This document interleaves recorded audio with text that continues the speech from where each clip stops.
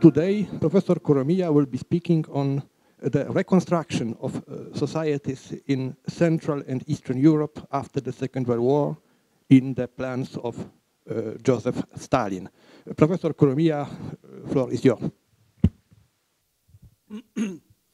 Thank you very much for your introduction. I'm going to discuss Stalin today, Stalin's ideas of transforming Eastern Europe, Central and Eastern Europe. Now, I have to say that Stalin is a very difficult figure to understand because, well, he's enigmatic as a person, but he was also a master of deception, camouflage, and disinformation.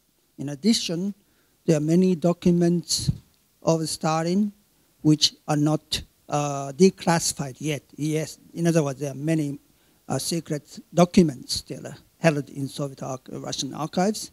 And this contrasts with Hitler, who I think is relatively easy to understand. Now, in terms of Stalin's ideas of transforming Central and Eastern Europe, there are two major interpretations. One is that after World War II, Stalin had a master plan to transform Central and Eastern Europe. The opposing view is that no, Stalin really didn't have a master plan. Certainly we cannot find any master plans in Russian archives. Instead, Stalin improvised as he went along, and the result is what we had by the late 1940s or early 1950s. I think I'm going to say that these are not necessarily incompatible, even though the evidence we now have seems to suggest that Stalin did have some kind of plan, which was Stalin's sort of maximalist plan. But of course, he knew that he was working under constraints of foreign countries, which he could not control the way he did his own country. So yes, he adjusted his plan, which probably he never disclosed to anyone. So here, let me see. Those who claim that there was no master plan say, I'm quoting one sentence, Soviet officers Bolshevized the zone, in this case, the German zone, not because there was a plan to do so, but because that was the only way they knew to organize society. This is a bit ambiguous because they knew only one way to organize society, then wasn't it a plan, master plan? So it's a bit ambiguous. But recently, a Russian historian called Nikita Petrov, who has had extraordinary access to Soviet secret police archives, has published a book called Pastenariu Stalina. So according to Stalin's scenario, which is a fantastic book dealing with various countries, but I think in my judgment, his chapter on Poland is the best. Here it's very good, and he thinks that Stalin had a master plan. He quotes a number of passages Stalin told to East European communists privately. For example, he said to Jealous in April 1945, quote, "This war is not as in the past. Whoever occupies a territory also imposes on it his own social system. Everyone imposes his own system as far as his army can reach. It cannot be otherwise." So he uses this as an evidence that Stalin had a master plan. On the other hand, in the same conversation, or in one of the conversations Stalin had with Jealous, he says, "Today socialism is possible even under the English monarchy. Revolution is no longer necessary everywhere. Yes, socialism is possible even under an English king." So here we see some contradictory statements by Stalin. As far as Poland is concerned, he said the following. This is in October 1944 to Stanislav Mikolajczyk. He said he didn't intend to communize Poland after the war. Quote, "No, absolutely not. Communism does not fit the Poles. They are too individualistic, too nationalistic," unquote. So it's sort of difficult to understand exactly what Stalin meant. But Petrov's contribution is that he has had such unprecedented access to the Soviet secret police operations in Eastern Europe after the war, and they are extraordinarily well planned and executed. In 1947 elections in Poland and other parts of Eastern Europe, Central Eastern Europe.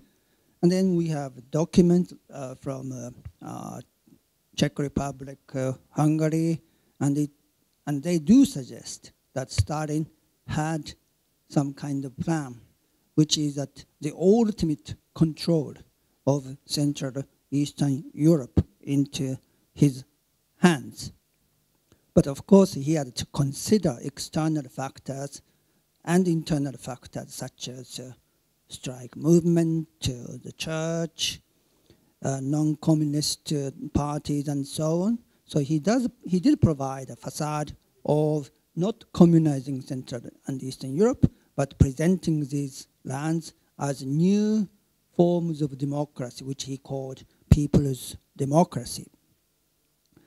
But in the end, what happened is that basically it was Sovietization.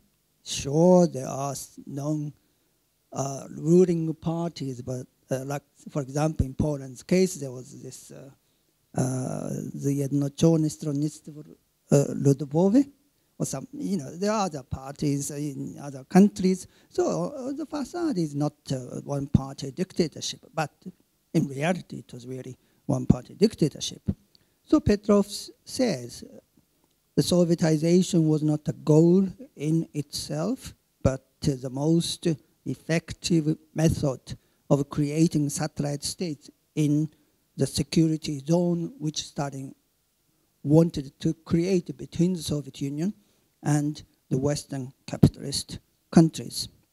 It was a new type of Soviet colonization or Soviet neo-colonialism. So it seems to me that, yes, by using the facade of people's democracy, by not allowing East European communist parties to call themselves communists, he tried to present his ultimate goal from the West. But in fact, yes, his political goal was a very total subordination of Eastern Europe to the Soviet Union, and he indeed achieved that, in my judgment. And this is his political plan and achievement. But when we pay attention to the economic sphere, things look different. Stalin praised the collectivization of agriculture, which is a very good example to understand Central and Eastern Europe. He praised it. He praised the collectivization as, quote, a completely novel, historically unprecedented event, which marked his revolution from above. His associate, Molotov, later was quoted in a conversation with a poet, Felix Chuyev, quote, "Our success in collectivization was more significant than victory in World War II. If we had not carried it through, we would not have won the war," unquote. In other words, collectivization was a hallmark of Stalinist economic transformation in the Soviet Union. So we can assume that Stalin had every intention, every incentive to spread this particular form of economic organization to the West, in other words, to Central and Eastern Europe. Now, what happens? Well, we know that, yes, it varied from one country to another, but in the end, Poland, Yugoslavia abandons collectivization, and most other Central East European countries, collectivization was basically completed in the late 1950s or early 60s. How did it start? Well, it didn't start immediately after the war. The turning point was the famous resolution by the Comintern attacking the Yugoslav, and things developed from there. But what was instructive was that the Yugoslavs themselves started collectivizing agriculture in response to Moscow's criticism. Clearly, Central and East European communists understood that collectivization was the ultimate goal of their socialist transformation. And there was no doubt about it. But the question was how and at what speed should they go ahead with collectivization. And here, I think things did not work particularly well in Yugoslavia and Poland. Elsewhere, Bulgaria, Romania, things went quite, or rather differently. But as I said, in Yugoslavia and Poland, collectivization was basically given up after Stalin's death. In Poland's case, for example, certainly peasant resistance, farmers' resistance played a major role, if not the most significant role. There are other factors. And here I'm relying on Professor Jarosz's book in Polish on Polish resistance. I quote, "The resistance was not token, but took place on a sustained mass scale, a painful and persistent process, and it worked." So it seems to me that we can differentiate between Stalin, the strategist, and Stalin, the realist. In the political sphere, he certainly wanted a maximalist approach, a complete control of Central Eastern Europe, but in the economic sphere, he was less so. And Stalin made some very interesting comments to Enver Hoxha, for example. He said in 1952, quote, "In our country, the organization of collective farms happened at the same time as de-kulakization, the dispossession of the kulak farmers. This path won't be good to you." He said the same thing to East Germans. This is 1952, I think. "Don't force anyone into collective farms. If they want to join them, it's fine. If they don't want to, don't force them." And he said basically the same thing to Bronisław Bierut, the Polish communist. So, yes, he was much more flexible in the economic sphere. So the question arises, why? I think the reason is relatively clear. In politics, there is a great deal of maneuver. You can use few people using deception, camouflage, disinformation. You can manipulate politicians quite a deal. If you replace the top, the rest might be much easier. But in economic sphere, it wasn't.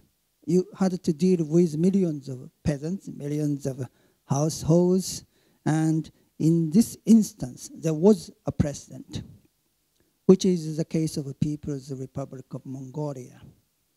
Even in political terms, probably Stalin experimented this quasi-communist political system, which he called People's Republic, very similar to People's Democracy, which he used after the war in Central and Eastern Europe.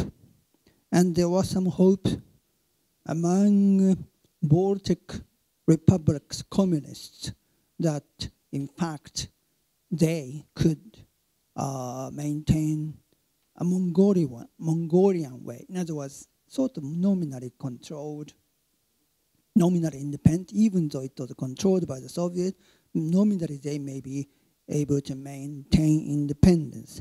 Now, it didn't turn out to be the case in the Baltic states, which were incorporated into the Soviet Union. But those parts of the world, including Central and Eastern Europe, which were not incorporated into the Soviet Union, things turned out to be very much like what Stalin did in Mongolia in the 1930s. And here, but the political system, is relatively easy, but okay, I'll rush. In collectivization, yes, Mongolia did follow the same path as the path Stalin pursued in the early 1930s. But there was a tremendous mass uprisings. In my calculation, about 4,000 to 10,000 people were killed in action on both sides. The police, even Soviet military forces got involved using tanks and airplanes. 4,000 to 10,000 people. The population at that time in Mongolian People's Republic was only about 700,000. And if we project this proportion to the Soviet Union, it would be the equivalent of 750,000 to 2.5 million deaths in the Soviet Union. This is a tremendous number of deaths. And in the end, yes, Stalin, Mongolian under Stalin's guide were forced to retreat. And in Mongolia, they didn't repeat collectivization until after Stalin died. Now, Mongolia was a backward country, and we cannot apply this case to Eastern Europe. But Central Asia, Buryat, they are very similar to Mongolia, and their collectivization was basically completed in the 1930s. There was another case of Tannu Tuva, which is a nominal independent state between Russia and Mongolia. This state was incorporated into the Soviet Union in 1944, and then their collectivization was completed by 1953, just as the collectivization was completed in Baltic states, Moldavia, and so on. So this seems to suggest that in his own country, he knew that he could control those areas quite strongly using secret police, military, and he pursued his policy to the maximum degree. But abroad, Central and Eastern Europe, which he could not have possibly incorporated into the Soviet Union, just as he did Tuva, in those areas he knew that his power was limited. So he wanted to realize his maximal plan, but in the economic spheres in which he would have had to deal with millions of peasants, he knew that he couldn't do it, and he struck some kind of a compromise with reality. As a result, Poland, Yugoslavia gave up on collectivization. Other countries did pursue, but the collectivization was not really completed until well after Stalin's death. Thank you very much. And thank you very much for keeping the limits of the time. Now the next presenter is Professor Stephen Wheatcroft. He lectures at the University of Melbourne And I can say that he is one of the most distinguished experts in the problems of Soviet agriculture, Soviet famine, and generally Soviet food problems. His work, written in cooperation with Professor Robert Davis, The Years of Hunger, Soviet Agriculture, 1931-1933, was translated into Russian. Yes, Professor Wheatcroft, please. Okay, thank you very much indeed, and thank you very much for inviting me here. I must admit I'm a relatively newcomer to this area and this period. As Marek has said, I have written quite a bit on Soviet history, particularly Soviet economic history in the 1920s and the 1930s, but I am now looking forward to moving in to the 1940s and the 1950s, looking particularly at the problems associated with recovery from the massive destruction of the war, recovery, reconstruction in the Soviet Union, in Eastern Europe, actually in Europe, in Asia, right up in fact to the 1946 world food crisis, which I honestly believe is one of the most important, unstudied, ignored topics in world history. And I do believe that looking at economic developments in other places has to be seen in a degree of perspective and in terms of international perspective, and that we ought to see that following the Second World War, we have these couple of years where the situation to some extent internationally as regards threat of world food hunger actually increases. You may not be aware of this, but Britain survived both the First and Second World War without rationing of bread. They very sensibly rationed meat and dairy produce, switched the entire population into vegetarianism, which has the effect of releasing large amounts of grain, but they could always eat as much grain, as much bread as they wanted. In English we have a word for this, it's austerity. You don't like it, but you're not suffering real shortage. Real shortage in Britain when they rationed bread was in 1947 as a result of the 46-47 world food crisis. And this was partly to make sure that the food resources that were available in America would be shared in India, Japan, elsewhere. In fact, the weird thing was that at the time, they even thought there were going to be surpluses coming out of Russia because Stalin had made this kind of brag immediately after the war that there was large amounts of grain there. And the irony of this is that the place, in fact, where a full-scale famine does actually occur is the Soviet Union. So let me reassure you, 46-47 world food crisis is an extremely important fact, and I think ought to be taken into account when people look at, you know, what were the possibilities of doing things. You're not going to find it very easy getting a lot of food aid into Eastern Europe or into Europe as a whole as you're going into that. After that situation, of course, it will change, and of course the Marshall food aid problem comes after that. Okay, now, so there's two things which I want to look at, is Polish economic development and the Soviet model. As I've just said, I think both of these need to be seen in the perspective, and the perspective that is there and very clearly, but unfortunately in very many accounts seems to be missing, is of economic collapse, mass destruction, threat of famine. We're only talking about the first years. My understanding is the conference is talking about the first 10 post-war years, and that is a period when I think we are operating in this situation. If I can link a little bit to Marek's talk in the last lecture, I've always thought that one of the most significant Polish analysts of the Soviet economic system, who gave a classification of what the Soviet economy was about, which I think, in reality, as opposed to in theory, was absolutely spot on, was in fact Oscar Lange, when he said the Soviet economy is above all else sui generis war economy. I would actually go further and say it's not just war economy, it's an economic system designed to get out of the threat of famine and complete economic disaster. And in those circumstances, it does seem to work well. Let me remind you, when we're talking about this, the Soviet model, the theorists see the Soviet model as a system designed to build a radiant future that will challenge the best economies of the West. They're expecting communism to be built in Germany, Britain, and America. That is not what happens.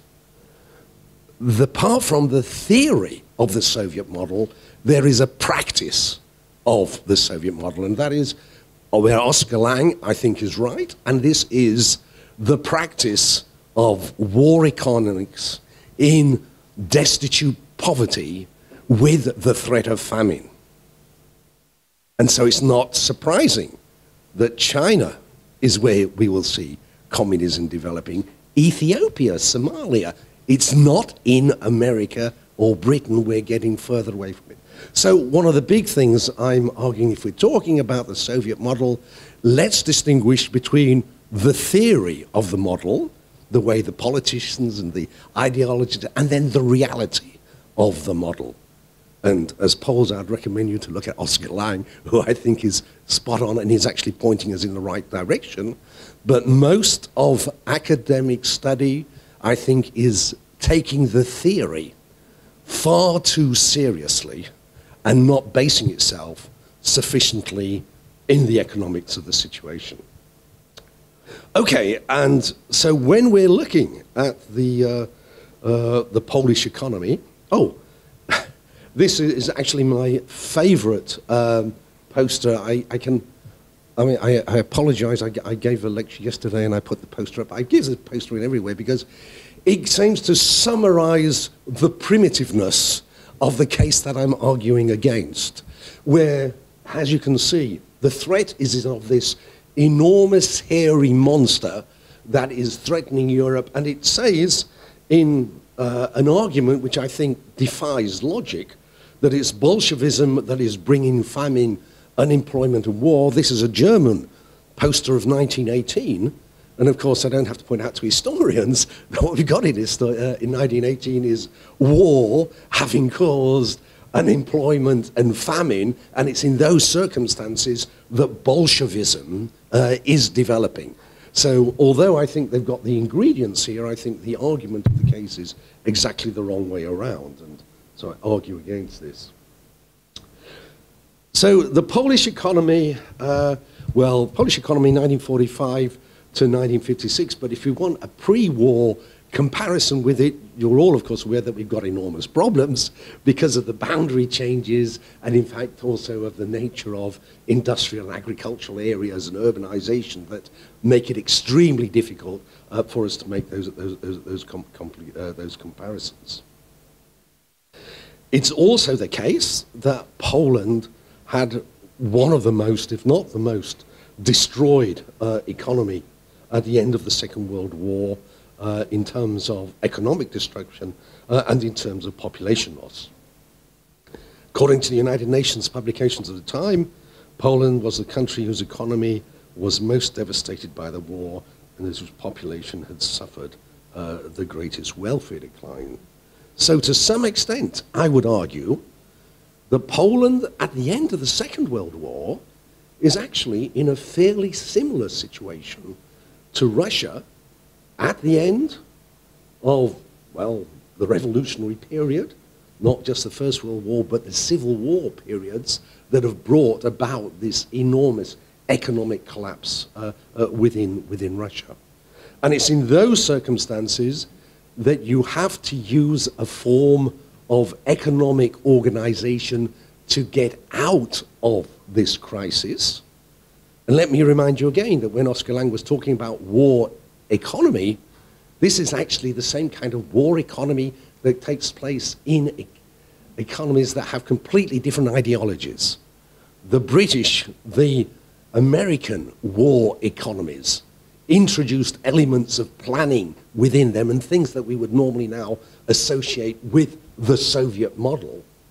They're not really so much. Well, I mean, they obviously are part of the Soviet model, but they are part of the Soviet model, I would argue, particularly because they are a war economics, and this is to some extent what is probably needed in the economic destructive situation that Poland, all of Eastern Central Europe, the world virtually was in these post-war periods. Anyway, I mean, that's basically the main argument, and what I'm just going to provide now is a few sort of illustrations of this, I suppose.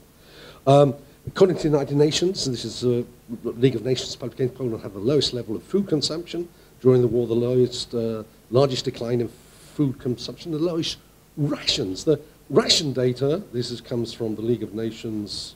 It's actually a 1946 publication, but it's still called League of Nations, Food, Famine and Relief, 1940 to 46. Food rations are a little bit of a difficult kind of thing, but their catalogue of food rations have, this is the list of them, you can't see them too well, so I put them up here. Italy actually comes out slightly lower than Poland, but these are areas where there's quite a lot of rural population, and so it's assumed that the rations aren't necessarily going to cover everything. But within the rations that you are there, you can see that the Polish rations are down to 1,200, 1,100 calories per person per year, when calories per person per day, when the requirements are something like 2,000 to 3,000 normal. These are in terms of rations. These are the food consumption, total food consumption estimations, where you can see that the level in Poland was down to 1,400. Grain, of course, being the largest part within that. These are some of the data. As I say, I'm only really beginning to work in this area. I'll be using UN publications of the time, Polish Statistical Office materials of the time, including a recently produced volume, series of volumes, Historia Polski w Lizbach. I gather that Dr. Cecilia Lieszynska was the person who was responsible for the 20th century sections, and I was delighted to see that she was on the program. And I hope to meet her sometime later on. She's, can I ask if she's in the audience at the moment? No. She will be speaking today. Oh, good. She'll be later on. Okay. Okay. And other works, as far as I can see, writings on Polish economic history have not been too great. There was a early classic Western work on Tadpole Alton, Polish post-war economy. And of course, Poland is included in the general survey works, and I'll pick up some of these to make comparisons with other economies as regards recovery of, per capita GDP later on. And the one that we normally always use in this term is the Angus Madison one. And I saw, in fact, that this was one which was also used by the Polish Statistical Office in their collections as well. At some point, I'd like to, when I work on Russia, I'm always done considerable archival work, and I must admit that I'm talking about Poland feel a little uneasy because I'm going more on these secondary materials, but as I say, I'm only beginning this area, would hope to go on further in the future. If we look at the available demographic data, these are the figures on mortality and natality per thousand of the population. If you break them down by urban and rural population, they show a very strange characteristic, which immediately sets alarm bells going that there's something not particularly reliable about these figures in some of their early years. I explained before, I've studied a lot of demographic data going into crisis periods. One of the interesting things that you can always do if you're looking at demographic data in a crisis period, you should be guided by the fact that if you go into a crisis, a famine or something like that, normally you would expect a different movement between natality and mortality. most of these crises, mortality rise, natality falls. If you have indicators that are going in the opposite direction, I would suggest in a crisis period, I would suggest that they are probably reflecting what's happening. If in fact your indicators are both going in the same direction as opposed to opposite ones, it probably indicates that you've got a registration problem, that what you've got is failure to fully register what is going on, then both of your indicators will move in the same direction. And this is clearly what we've got in 1946 to 48 from these, in the urban population. So I say we do have problems with this. To some extent, I think it's perfectly understandable. If you're in a food shortage situation where rationing is taking place, the incentives for people not to register deaths, to over-register population when they have a chance of getting more rations for that is quite obvious. Basically, what we need is a more robust indicator that doesn't indicate the same kind of registration factor problems. And what we normally do in these circumstances is look at infantile mortality. Infantile mortality is in any case a very sensitive indicator of crisis situation. Infantile mortality is calculated as deaths in the age 0 to 1 per every 1,000 births. So to that extent, it doesn't matter if you're not completing all of the population survey. This is a more robust indicator. And we can see that when we look at this, if we zoom in just to the period we're concerned with, there's no decline in infantile mortality, particularly in rural areas, between 1946 and 1951. We probably think that the 46 figure ought to be much higher, but this, I think, is a more realistic indication of the very difficult circumstances between 46 and 51, and then the improvement in welfare levels, which is coming later, better than, I think, the official figures that we've got. If we look at comparisons with GDP, we can compare the Alton series, the Polish Statistical Office, Central Statistical Office is there, but that's the Polish. Central Statistical Offices and those that actually come out of the Madison series. And we can see that, in fact, the current views, and in fact, the Madison ones are more characteristic, actually, of the current Polish Central Statistical Office figures, which, of course, are much lower in comparison with the figures that were accepted earlier. Earlier, the figures showed extraordinary growth in GDP, and if we try to look at it in terms of per capita GDP, they are also extremely rapid. If we look at the revised, more modern figures, they are significantly less, but on the other hand, I would argue that these are still going to appear particularly rapid when we compare them with other regions, as I will do in a few minutes. So just to recap, I think there were major improvements in welfare. It was very difficult. We've seen from some of the earlier figures effectively a decline in per capita GDP to 48% of 1946, halving.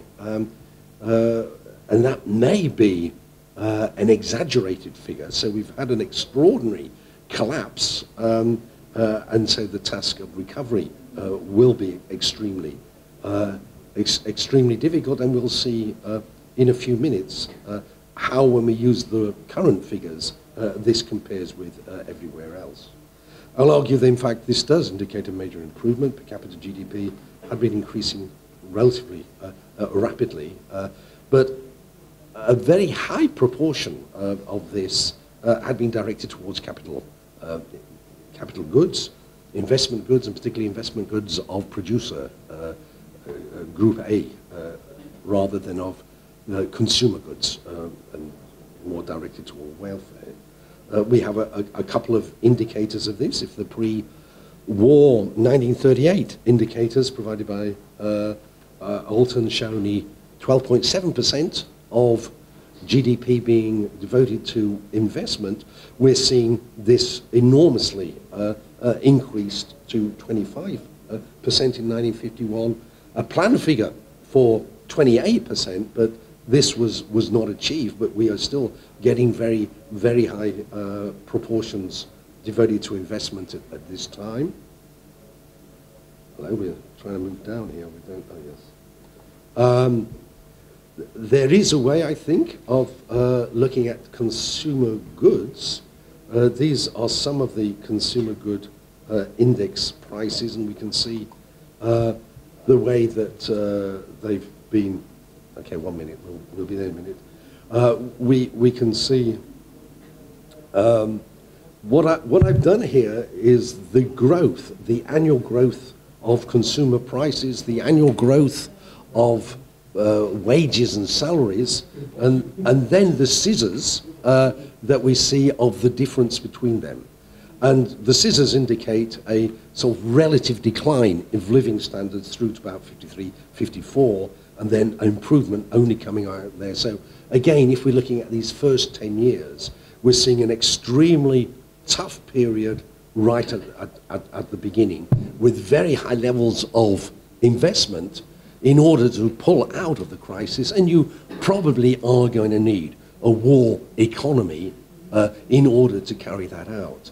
So overall, and well, these are just looking at how the Polish economy figures compare with other ones on the Madison series. The interesting one is there's an index of 1938 figures. You can see here the Polish one in blue. In the long term, it's going to get expanding at a far more rapid period than others, and in fact, to some extent, even during even during this early 5-year period, we can see quite a remarkable growth there. But anyway, let me move on then. Sorry, I should have perhaps put this into a different mode. How do we get down the bottom there? Just come quickly to the conclusions. In the first post-war decade, Poland faced enormous development problems at the same time as there was a world crisis in food supply, which would go on, as I say, to 47. Its economy had been greatly destroyed in war, its population had been impoverished. How was the economy to revive without massive investment and further strain on consumption levels? This is where I think that the practice of Soviet-style planning was actually there. It's got nothing to do with the ideological aspects, but some form of war economy was needed for recovery in these difficult circumstances. So fortunately for Poland, the wastage of forced mass collectivization was avoided, but that's a different issue which we'll go on to later. Okay. Thank you very much, Professor Wheatcroft. Thank you very much for your clear conclusions. And now we will have two Romanian colleagues. First of them is Dr. Cosmin Budeanca from the Institute for the Prosecution of Communist Crimes in Romania, and his presentation is under the title The Soviet Model and the Beginnings of Collectivization of Agriculture in Communist Romania. Please. Thank you for introducing me. First of all, I want to thank you to the organizer, and a special thanks to Mr. Tomasz Osinski.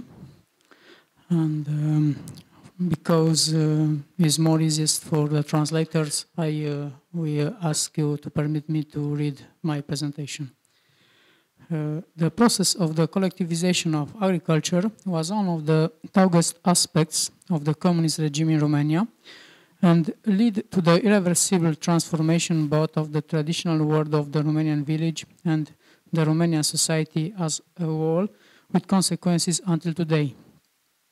With the stated aim to modernize the Romanian agriculture, and the introduction of socialist structures in the villages in view, collectivization represented the longest, the most difficult, and the most sinful social engineering campaign implemented in the Communist Romania. The importance for the communist authority results on the one hand, in a natural way, from the significant percentage represented by the peasants in the Romanian society, more than 70% of the population, and on the other hand, from the long period of development, 1949, 1962, and also from the deep efforts made to finish it. The purpose of our paper is to present the beginning of the collectivization of agriculture in Romania and the Soviet model on which it was founded. The paper is carried out on the basis of the archival sources, specialized literature, and testimonials of oral history. On August 23, 1944, Romania gave up the alliance with Germany and joined the anti-fascist coalition. In the new context, taking advantages of the presence of the Soviet troop on the territory of the country, the representatives of the Romanian Communist Party began their ascent to power. Although during the interwar period, the Communist Party in Romania had only a few hundred members, shortly their number increased substantially. It is estimated that until October 44, there were between 5,000 and 6,000 members. In February 45, there were already 15,000, and until April 45, the number had reached more 42,000.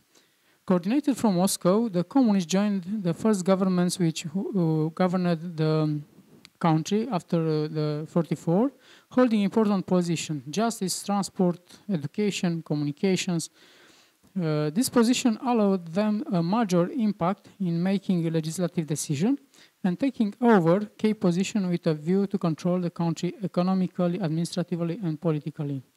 At the same time, they started an offensive against the traditional political parties, which after 6 years of inactivity, they were dissolved in 1938, quickly took over their dominant position on the Romanian political scene.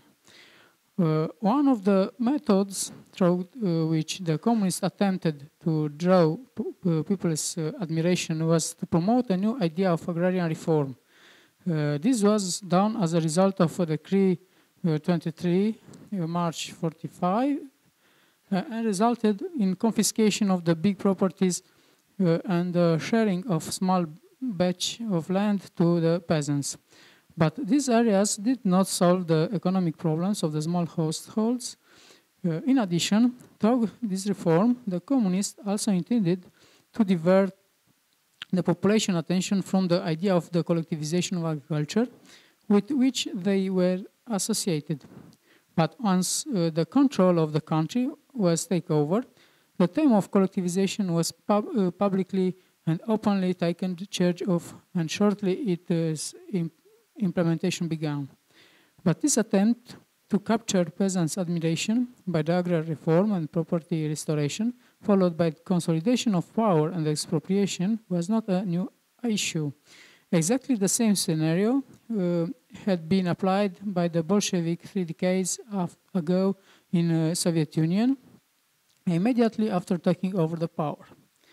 With a view to strengthening power, the communists reorganized the key institution of the state: police, special services, army, the justice, disposed of the opponents or potential opponents by arrests and sentences, falsified election results, dismantled the main opposition parties, and forced King Michael I to abdicate.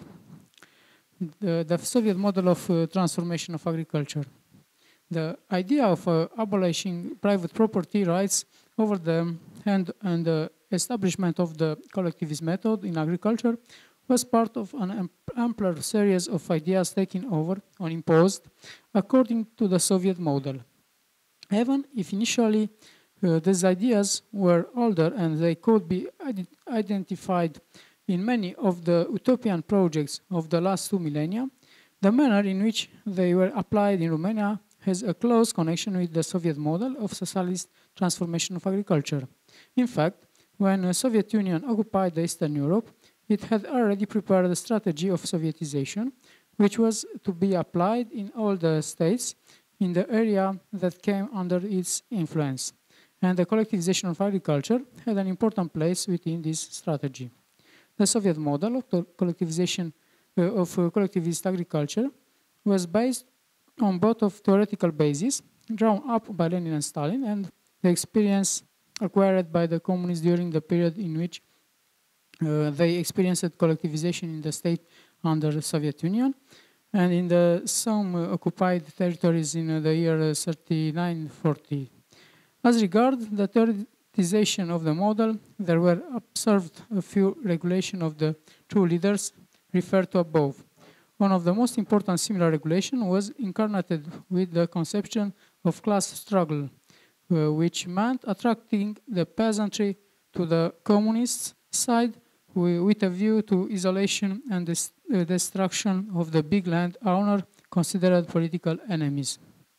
The role of the Soviet Union in transforming agriculture in our country can be noticed since March 45, when the Romanian Communist Party did not hold control over the political and economical power. Then a group of emissaries of Moscow arrived in Bucharest with a plan according to which communization of Romania would be carried out over a period of these 3 years. The presence of the Soviet advisors in our country was also observed, however, in the years of come. But their exceptional professional background and with extensive experience in the field of building the socialist agriculture, they effectively contributed to the collectivization of the agriculture, or in the language of that age, they were helping to the organization and strengthening of the socialist sector of agriculture. But defining elements of the collectivization of agriculture in Romania, which connect with the Soviet model, are much more numerous. From us of the legislative mechanism and the institution of the state, the use of terror and extreme violence for attaining the desired end, up to the terminology and language used. As regard terminology only, we notice that it was identical to the one used in the 2030 in the Soviet Union. The politics of putting the kulaks in a bind, dekulakization and destroy the kulaks as a social class, and many others. The institution and collectivist structures followed the Soviet model, being translated from Russian and implemented in full from the organization chart of up to the operating rules. Thus, the collective agriculture households accounted for the Romanian version of kolkhozes. The state agricultural households farm were the sovkhozes, agricultural tehos, the tozes, and the machinery and tractor stations. Leader of the Romanian Communist Party and the Soviet model. So, between 45 and 38, the Romanian communists gradually gained a political toehold and then secured full control over all major political institutions, eliminating other centers of power. Werder and Kliman said very comprehensive. In first 2 decades, in Romania, communists offered minimal resistance to adopting central features of the Soviet blueprint. Gheorghe Udej, General Secretary of Romanian Communist Party, told, we asked Moscow 2 or 3 times how we should proceed. We were told to proceed bearing in mind our situation, that our party is young, that the level of training is insufficient, that we still have a small commodity producing sector. We have the remains of the former exploiting classes who have not died and psychically exist. Anna Pauker, Vice Premier and the Minister of External Affairs, said in 1952, we know what advice from the Soviet comrades means. I won't even talk about the advice from the comrade Stalin. We know that these people are basing themselves on science on the experience of the Bolshevik Party of Soviet Union, and we take their advice, as well we should. Dej, the secretary of the Communist Party, immediately interjected. When they, the Soviet comrades, were sent, they didn't come without directives. The Soviet Communist Party doesn't send people without telling them what they have to do. To a high-level meeting, the Soviet counselors and advisors were mentioned because in the first 2 decades after the war, there was a constant presence in the country from Central and Eastern Europe. Political decision and legislative mechanism in early collectivization of agriculture. The changes in agriculture theorized by the ideologists of communism were not put in practice in Romania immediately after the takeover of power in 1945, only partially through the agrarian reform. This was determined by the new authorities' fear of the possible reaction of the population and the fact that they did not have enough control of society.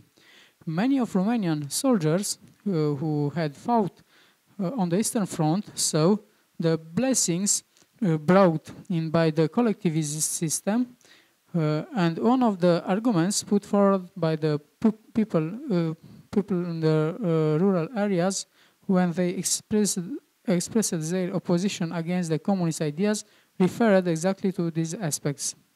In the attempt to calm down the spirits and to give the impression that, however, agricultural collectivization is not a priority, some communist leaders had even public position in this respect. Thus, Teohari Georgescu, interior minister and communist leader, started in July 1946, referred to the rumor on the imminent collectivization process. Lies are all that you are told. While Petru Groza, prime minister, stated, who do not make kolkhozes as historical member of historical parties scare you. Delay tactics was not new, as it was laid down by Lenin in 1990, when he stated, referring to the transformation of agriculture, that the practice of putting pressure on the middle of peasantry will ruin the cause, and recommended that this process be carried out gradually and cautiously. Once total control of the country was taken over, the position of the communists about the agricultural collectivization changed dramatically, and their true intention were not masked any longer. In a report of political office sent to the plenary of the party central committee, it was outlined that in the beginning the party was not interested in a massive collectivization. In forthcoming period of limited number of agricultural production cooperatives were set up following the model of the Soviet kolkhozes, throughout which the party was not show people the advantages of and benefits of collectivist agriculture. In order to implement the collectivist ideas by the formation of the model collective agriculture, households and their supervision, an agrar commission was set up on the occasion of the meeting of Secretary Office of the Central Committee of Romanian Communist Party in March 1949, which had many communist leaders, but also the Soviet advisor Veretnikov, who was received periodical reports on the progress of the collectivization process, and at the same time to offer advice on how it should develop. In the forthcoming period, following the Soviet model, the communists generated and implemented a whole series of methods, the most important being the legislative one, decrees, decision of the Council of Ministers, all with the aim of ensuring the legal framework for a series of repressive actions against the kulaks and of the peasant who refused to join the collective household. The Soviet model in agriculture and the collective memory. As already mentioned, the people's attitude toward the collectivization system was a rejection one. It can be explained by knowledge of the background in the Soviet Union by those who fought in the East in the Second World War. Yes, thank you. Who are prisoners or were deported by forced labor in 1945. In numerous interviews of oral history carried out, The Soviet model is mentioned with reference to imposing the agriculture collectivization. I will give you just one example. Emmanuel Harhoy stated, we received the land in 46 from the Germans, and in 52, in autumn, I joined the collective. I had a German brother-in-law. He was in Russia, where he found out about the collectivization system. And he came to me and told me, join is not a joke, that these Russian people have a method that on night they come and put you in a van and nobody ever heard about your name. And it's not worth to get imprisoned for the land received from the German. And he was right. Well, I have more interviews, but in the printing version of the presentation, you can read it. So, conclusions. After 13 years of considerable efforts, after hundreds of summary executions to intimidate the population, and the tens of thousands of political convictions, agricultural collectivization in Romania completed 4 years earlier than it had been initially planned. Even if in 1989 the communist regime fell in Romania, and in the years to come there were attempts to fix the injustices caused by the collectivization process, the effects of those conversions are still visible today. There are tens of thousands of lawsuits in court for the establishment of property rights, many processes at the European Court for Human Rights, and numerous families affected. Thank you very much.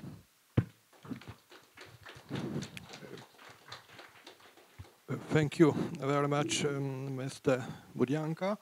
And now we will have the last presentation, last speaker in this session, Professor Sorin Radu.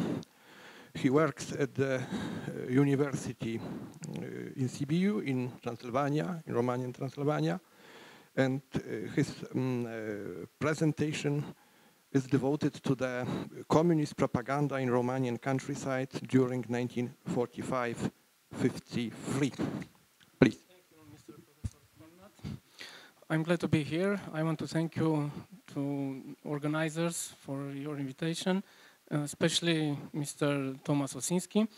My presentation, it's a part of research project about communist propaganda in Romanian countryside, especially study case about Plowman Front, the most important comrade of the communists in Romania. Notes about the importance of propaganda. Communists believe that both man and society must go through a process to reconstruction or remodeling, aiming towards the creation of an enabling environment for the development of a new political regime. For the Communist Party leaders, propaganda became the communist ideology transmission belt, using it in order to create a connection between the vanguard represented by the party and the united five social groups of the working class, peasantry, and intellectuals. After 1945, propaganda was unknown for the leadership of the Communist Party of Romania. It was debated, but only few understood its true nature and strength. It was rather regarded as a Cinderella. This was why only the most poorly prepared communists were assigned with propaganda. The situation began to change after 1948, when the communists gained power. We noticed the improvement of the propaganda machine, always facing new challenges from the part of the communist opposition, the king, imperialism, saboteurs, kulaks, etc. However, propaganda became linear during the 50s. Its track had already been established, and the only variations were other form than substance-related. Communist propaganda continuously improved, gradually became the only channel of information for the masses. Manipulation was done by presenting their own versions of the evolving political, economic, social, and cultural life of Romania and the two sides, communist or capitalist, and especially by censorship. Propaganda go to play a key role in strengthening the communist regime in Romania. On a party central leadership and comrades level, internal documents outline the often surreal image of the excellent propaganda results among the peasants, reporting inaccurate figures. Hundreds of propaganda classes, village libraries and cultural centers were mentioned. Many of them were not functional because of lack of space or staff. Even the number of propagandists could not be calculated because of the staff fluctuation. Many propaganda materials were published while the people from small towns didn't afford to buy them. Thus, the newspapers and leaflets were lying in warehouses, many preferring to give them to scrap than return. Often, propaganda materials were published right before a certain event and usually reached smaller towns too late and no longer could be used. The propaganda organization manner in the countryside. The Communist Party created special institutions to deal with propaganda, ministries, directorates, and departments of propaganda, but also a number of other organizations created as front for mass inoculation with the tenets of Marxism. The most important of these was the Department of Propaganda and Agitation.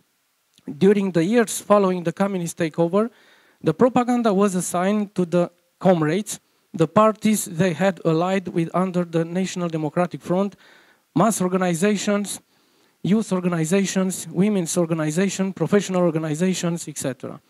During the late 40s and early 50s, the communists staged political propaganda in the rural area, especially through its political wall, the Plowman's Front, led by Prime Minister Petru Groza. This tactic of using comrades to disseminate ideas and the communist program in Romanian villages had a clear motivation: the lack of credibility of the Communist Party among the peasantry, given the context that this social category represented approximately 80% of the population. What was the Plowman's Front organization? The Plowman's Front was a political organization founded by a group of peasants from Hunedoara County, led by Petru Groza, aiming to defend the economical and political interests of the rural class by fighting against politicians and political parties. Shortly after its formation, the Plowman's Front became one of the most obedient political organizations towards the Communist Party of Romania, a feature most obvious during the post-war period. Given the political context of the post-war period, this Plowman's organization, insignificant in the 30s, was going to play an important role in the process of building a new world, drawing the attention of the Communist Party. Communists will help develop the artificial Plowman's organization, especially to counter the influence of the National Peasant Party in rural areas, most important political party from Romania after 1945, and to mediate communist influence among the peasants. The main task of the Plowman's Front was to implement the communist ideology in the countryside, facilitating the process of communization of the Romanian villages where the communists were extremely unpopular. According to archival documents dating from 1948-1949, the Plowman's Front had approximately 1.5 million members, with organization in nearly all rural communities from Romania. The organization of the Plowman's Front propaganda. The Plowman's Front propaganda, content, organizational structure, training staff, etc. were conceived according to the archetype of the Communist Party of Romania, which in its turn applied to clichés of the Soviet model. Propaganda was considered the most important instrument for the formation of the political consciousness of every citizen who decided to struggle for the new political ideals, starting with the ideological principle, mainly totalitarian, according to which propaganda is the essential issue for the formation of the new man. The front's leaders divided propaganda into 5 major sections: politics, culture, information and press, professional categories, school of cadres. The propaganda machine and the trainer of cadres. The Plowman's Front propaganda and agitation paid great attention to the ideological training of its own cadres, its own activists, who besides strengthening the feeling of belonging to an elite, ensured loyalty towards the party by protecting it against the external evil influences. Party education or party teaching was implemented by communists through party schools. Party schools represented instruments of political mobilization among other organizations, brigades, trade unions, basic organizations, which allowed the political socialization of communists and stabilization of hierarchical relationships, doubling the party discipline with the docility necessary in acquiring the party teachings. The importance of party schools was also due to the fact that they ensured the training of the supply of cadres loyal to the Communist Party, with a major role in building the state following the Soviet model. In Communist Romania, at the end of 40s and the beginning of the 50s, there appeared a new type of propagandist, the cultural guide. This was a party servant educated at the school of cadres with the aim to organize and supervise activities of cultural propaganda in the countryside. The propaganda cultural activities and education were not an objective in themselves, but they contained subsidiary political ideological messages. The peasantry had to be convinced to participate to the cultural events, festivals and socials. It was of great importance of the cadres responsible with propaganda to speculate such festive moments in the countryside life, to control the strategies and methods by which those events to be capitalized. The main tutors attend the training classes. Those propagandists were mainly recruited among the peasants. Recruiting tutors, agitators, was a fundamental issue for the Plowmen's organization. The selection criteria for the students of the Plowmen's Front School of Cadres were based on the idea of sound origin. For example, the candidate should come from a family of peasants, not to have a compromising political past, not to have been a member of the bourgeois or fascist parties. In addition, students must not have had a hostile attitude towards the working class and working peasantry, inspired trust to the working peasantry. The candidates' past had to be rigorously checked by the governing bodies of the Plowmen's Front County organization. Regarding the students' prior education, the candidates had to have a minimum general education level as well as political development potential. The reality was that most of the agitators had a poor education. Archival documents shed light on a number of shortcomings faced by the political propaganda apparatus, and particularly the School of Cadres from the first years after the war. For example, reluctance towards involving the leaders of the central and local organizations, the poor party, press and propaganda material circulation, the lack of understanding the contents of messages, and hence poor propaganda dissemination in the rural area. The course attended, the students of the cadre school as well, the training cadres, were poorly prepared and uninvolved. Many of them did not have the needed skills. The tutors did not possess a coherent policy and could not coordinate activities of political information in the villages. Propagandists lacked the necessary skills to organize political information and then capitalize Marxist ideas. A significant portion of them would be thrown into the work of socialist transformation of agriculture. Many were initially semi-literate. A large number of them had little commitment to the ideals and practices of Soviet-style communism, having joined the party to promote or protect themselves rather than from conviction. Almost two-thirds of them had only 4 to 7 years of general education, and the same number of had less than 6 months of party training. Their knowledge of agriculture in particular was often rudimentary, if not absent altogether. They had little or not experience with managing an office or an organization, and little authority with the rural population. 3/4 of them were under age 40, a serious drawback in a rural world where authority rested on age. Moreover, most tended to come from marginal groups such as ethnic minorities, poor and landless peasants, or people who had married or moved rather than being born into the communities there where they lived. Their marginality made party work attractive to them, but constituted a significant social liability in village status terms, which compromised their effectiveness with their fellow villagers. In other words, there were some serious contradictions between ideological orthodoxy and the empirical consequences of the party's personal policy. Persuasion was usually conducted in teams. A team of persuaders might be together various kinds of people, and it might be a small or 2 or 3 more people. There might be only one team working in a village, or there might be many. They might come and stay for only a day or two, or they might set up residence for several months, often determined by the degree of resistance encountered. Methods of propaganda. Cadres invade space hitherto not seen as public, resignified the uses of using public space, turning cultural halls into sites of political work, sent peasants fleeing across wide spaces or immobilized them in their houses for long periods of time.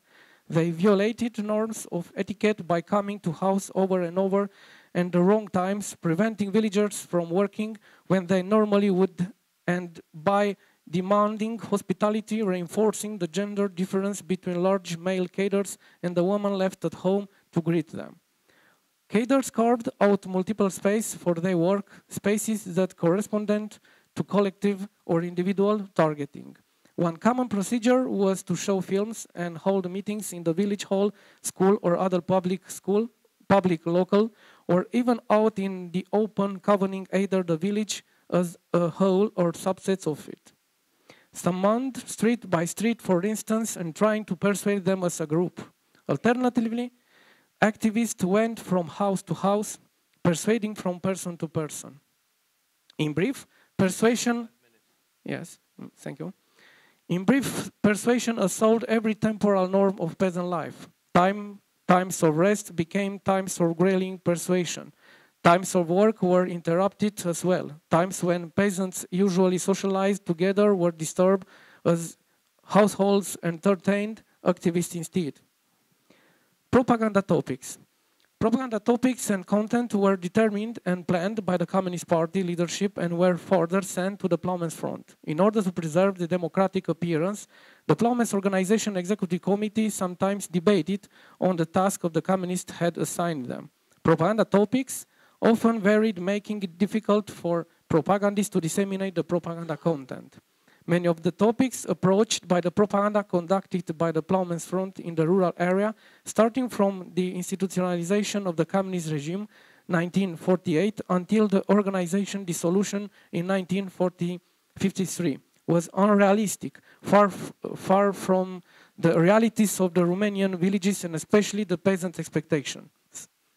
For example, the construction of the new democratic system based on the elimination of the man exploitation, building a socialist society in the village, the alliance between the working class and peasantry, the new man, the struggle for peace, the cult of personality of Stalin, the Soviet-Romanian friendship and the help of the Soviet Union offer Romania for anathematizing the class enemy, exposing kulaks and saboteurs, exposing agitators, etc., etc. The obsessive dissemination of these propaganda cliches was a specific element of the communist propaganda in all Soviet countries. In addition to these cliches, the communists also approached through the Plowmen's Front other topics more relevant to the Romanian rural world, discrediting the communist opponents, especially Iuliu Maniu, the necessity of eliminating illiteracy, the importance of the new village administrative structure, the People's Council, the need for mechanization and modernization of agriculture, combating superstition and mysticism, etc. The most important subject of the Plowmen's Organization propaganda speech was the need for agriculture collectivization. Starting from the idea of superiority of the socialist agriculture over the capitalist one, the propagandists from the Plowmen's Front were assigned to popularize among peasants the superiority of the collective farms and the general benefactions of agriculture collectivization for the peasant's life. The Plowmen's Front, with the support of the Communist Party, had to affirm itself more dynamically on the path of the struggle for the socialist transformation of villages. In the process of collectivization, the front members had a very clearly defined role to persuade the peasants to join the collective farms, to explain to them the benefits of such an association. Moreover, propagandists had to show to peasants that propaganda for the socialist transformation of agriculture and the implicit promise for a better future, full of prosperity and happiness, was strictly related to the Soviet-Romanian friendship. Conclusions. It is difficult to determine the impact of propaganda upon the peasantry. We find it difficult to believe that the peasants were willing to believe in the miracle of communists after they had seen their life savings confiscated under the pretext that they were kulaks, and many of them were even put in jail for refusing to join the collective farm household. Furthermore, men had just returned from war to the homeland of communism, which was far behind what the propagandists had promised.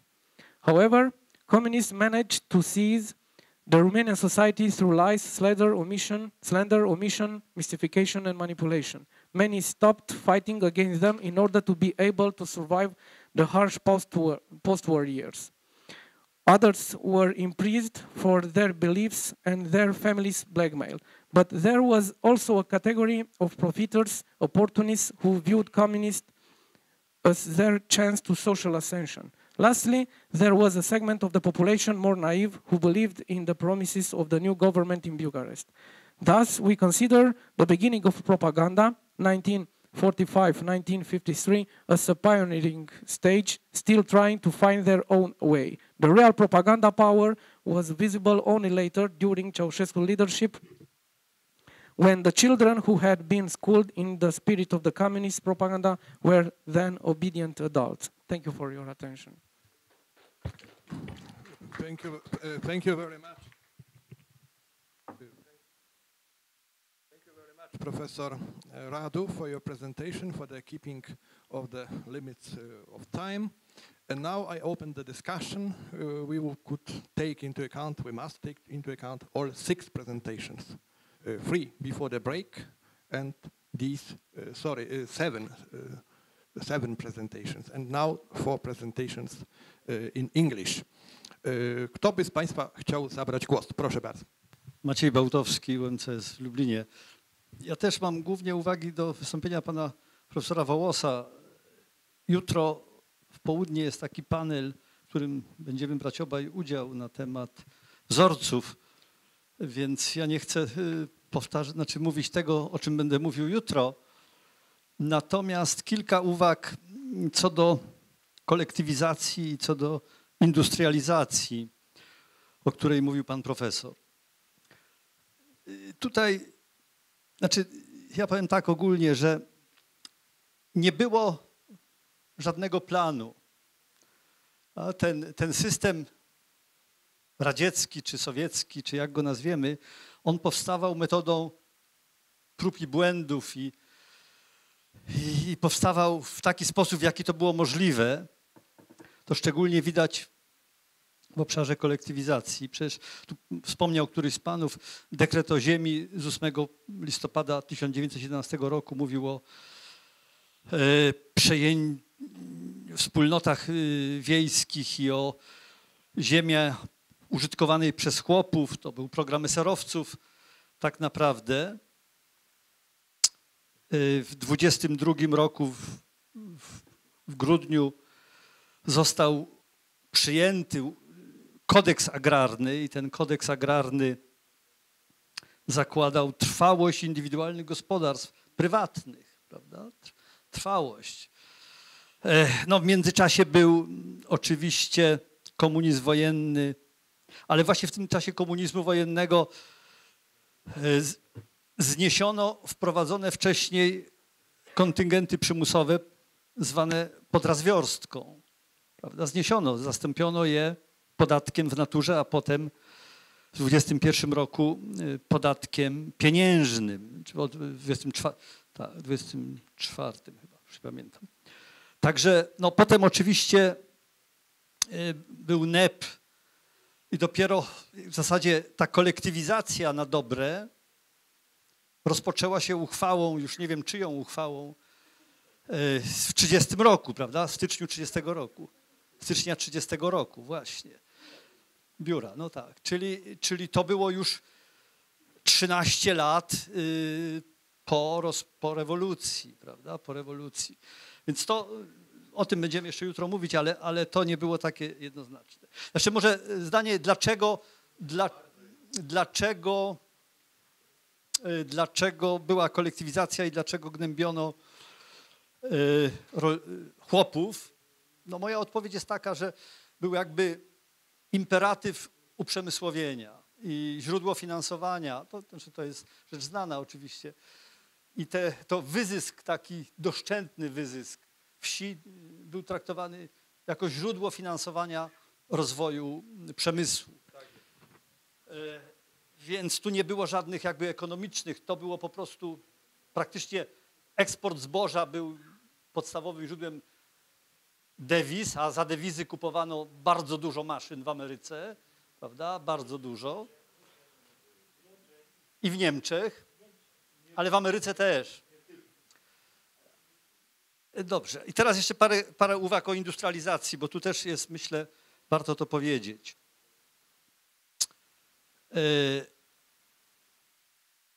Znaczy, powiem coś, co się może rzadko mówi, ale z punktu widzenia ekonomistów, znaczy wyniki ilościowe industrializacji były fenomenalne. Znaczy, nigdy prawdopodobnie w historii świata nie ma przypadku w historii świata takiego wzrostu gospodarczego, produkcji, jaki był pomiędzy rokiem 1928 a 1939. Prawda? To ja przytoczę pewne dane.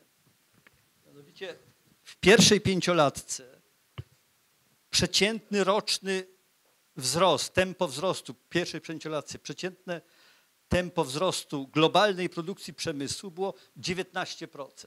Prawda? To jest Chiny w tej chwili, Chiny mają w ostatnich latach 8% wzrostu, 9, 7. Uważamy, że Chiny się fantastycznie rozwijają, ale Rosja radziecka miała w pierwszej pięciolatce 19% przeciętne roczne, w drugiej pięciolatce 17,1%, a w trzeciej 13,2%. A produkcja środków produkcji, prawda? Produkcja środków produkcji, czyli fabryk, maszyn, urządzeń w pierwszej pięciolatce średniorocznie rosła w tempie 28,5%, prawda? Zbudowano 1500 fabryk w pierwszej pięciolatce. I wbrew pozorom to nie było w warunkach jakiejś takiej socjalistycznej urawniłowki. Bo na przykład na początku lat 30. robotnicy przemysłowi zarabiali od 100 do 200 rubli, inżynierowie od 400 do 800 rubli, a menedżerowie kilka tysięcy rubli. Prawda? Więc to były bardzo motywacyjne systemy. I ostatnia uwaga. Uważam za troszkę zwodnicze takie porównania, które pan profesor przytaczał, ile bochenków chleba można było kupić za wynagrodzenie w roku 1913 i bodaj 30, tak? Chyba pan profesor mówił? 33. Tak, ale to jest zwodnicze. Dlaczego? Dlatego, że w 1933 roku bardzo obszerny w stosunku do roku 13 był sektor usług publicznych.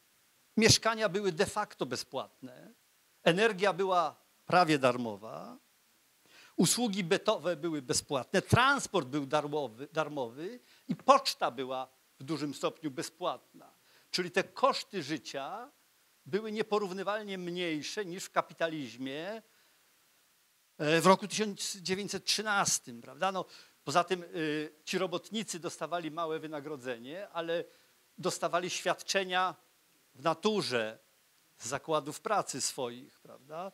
Ze swoich zakładów pracy, przedszkola dla dzieci, stołówki i tak dalej, czego oczywiście w 1913 roku nie było. Ja nie chcę tutaj gloryfikować oczywiście tego ustroju, bo to był ustrój straszny i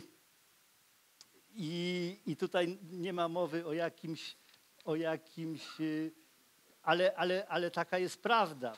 Taka jest prawda. O tym nie można zapominać. Jeszcze o tym będziemy jutro mówić. Dziękuję bardzo. Dziękuję bardzo. To, co pan profesor też przytoczył, jest jakimś tłem i wyjaśnieniem do tych spraw, o których ja mówiłem, czyli tej ambiwalencji ocen sowieckiego systemu w oczach pierwszych specjalistów w tej problematyce, jacy się pojawili w międzywojennej Polsce.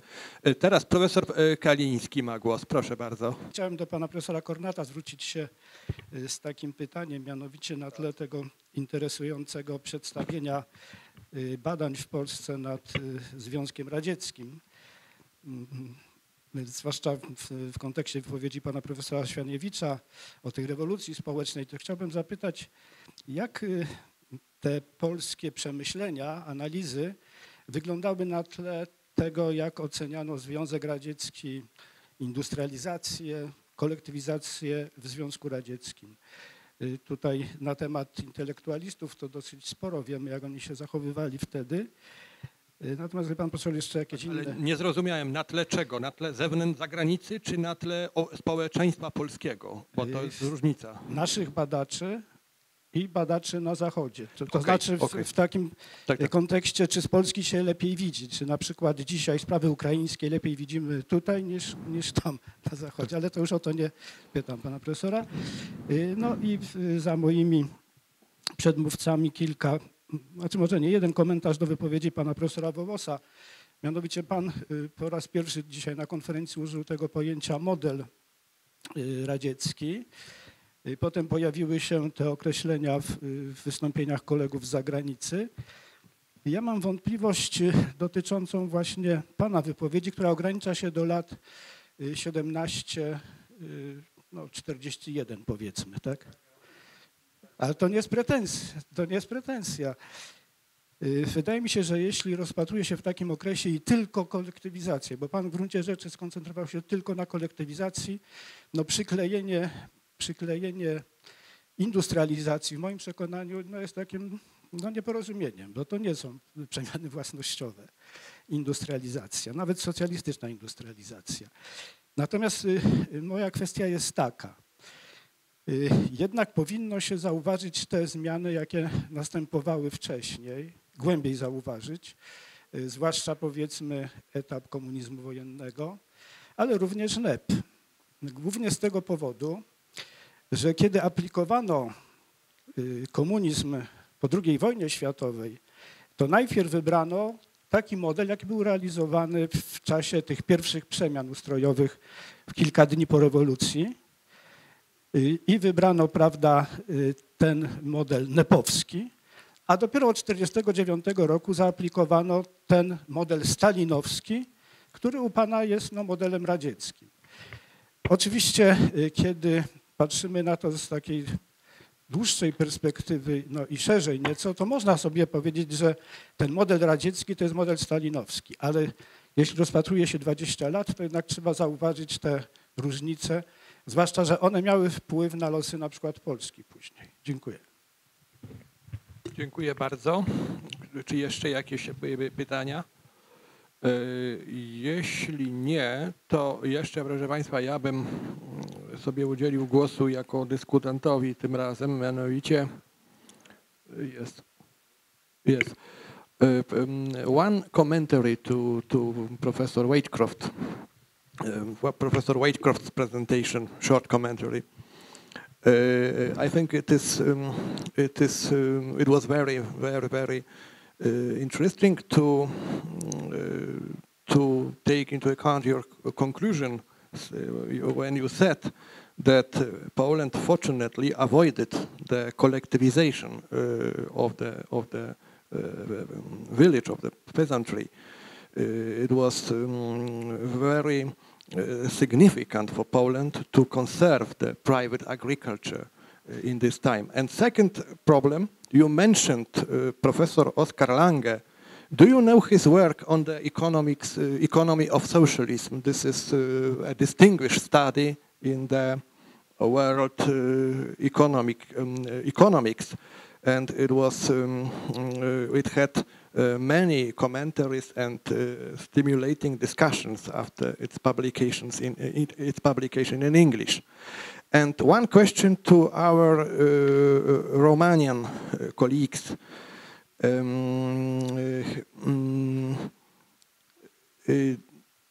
what could you say on such a question? Were there some differences inside the communist leaders' center in Romania in connection with the problem of collectivization?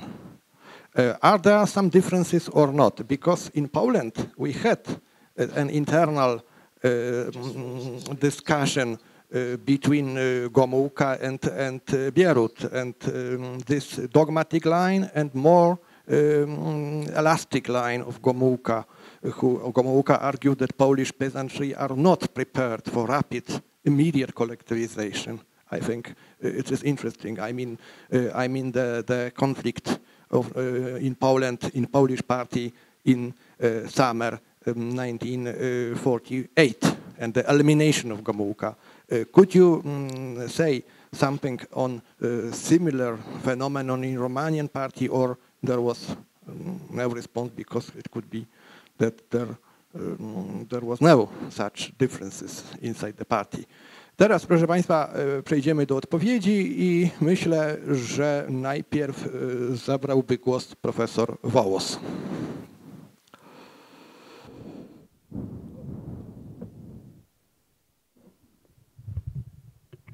On Marek, I'd got some questions, one of which was to Professor Marek. A question, yes, please. Sorry, I found the presentations very interesting. I have several questions that I'd like to make to people as well, if that's okay. So, Marius, you talk a lot about collectivization, decollectivization. We've had the gentleman on your right said that we wanted to understand the logic behind these activities. I think you're missing very much by not also looking centrally at the collections process, zagatowka. And I think that you will find that in many of these cases, it is the procurement process that is actually requiring something then to hold them together. And my understanding largely of collectivization is that that is a process put in place 3 years after the major crisis of 27-28, when there was a fear that if nothing was done, the agricultural system would fall apart, the peasants would effectively go on strike and would not produce. So it's because of the severe procurement strategies that are being applied that something has to be done to stop agriculture falling apart, and that is when collectivization comes in.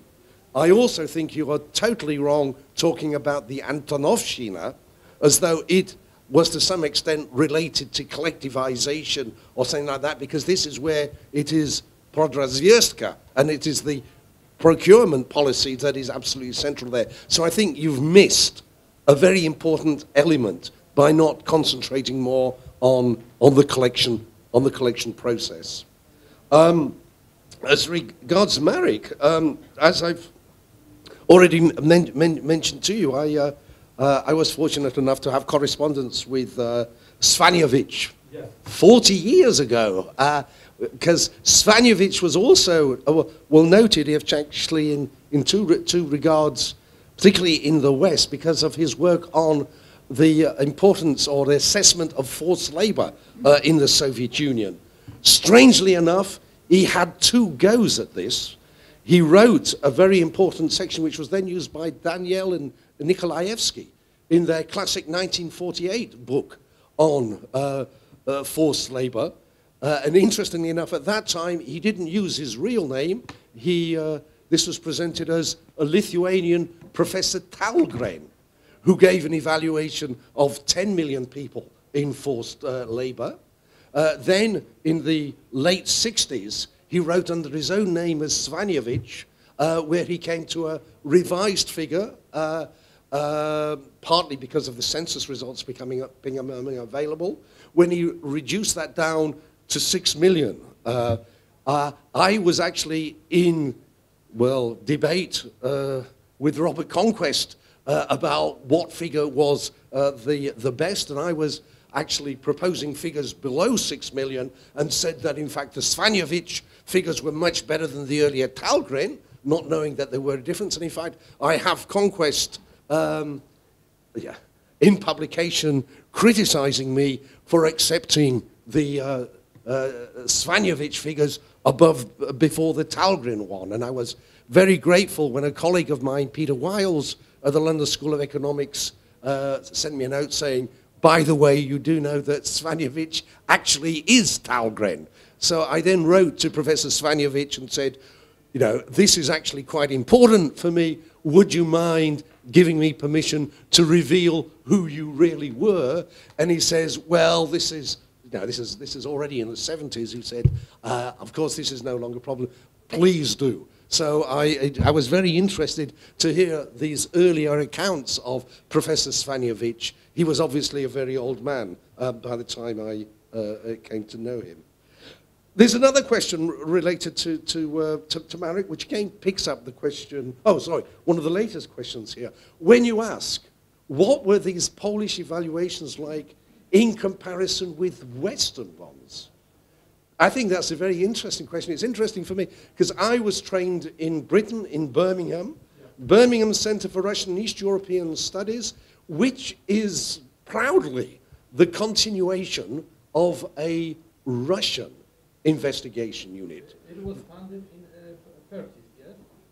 It was founded in 1939 when Alexander Baikov, who was the deputy of Prokopovich, the leading pre-revolutionary Russian economist, who had been exiled with his wife Kuskova in 1921, worked first of all in Berlin, then in Prague. And in Prague there was this very famous bureau of Professor Prokopovich, publishing materials in Russian and in Czech. They didn't have very great visibility in the West, so they wanted actually an English version of these. Prokopovich actually, apart from being this fabulously important economist, as a fairly significant sort of political figure. He was a member of the provisional government. One of his fellow colleagues in the provisional government, Konovalov, had a son who was head of the Russian department in Birmingham University. And as a result of that, in the 1930s, there was a Birmingham bureau of Professor Prokopovich. So interestingly enough, I think it is an interesting question. How do Polish evaluations compare with Western?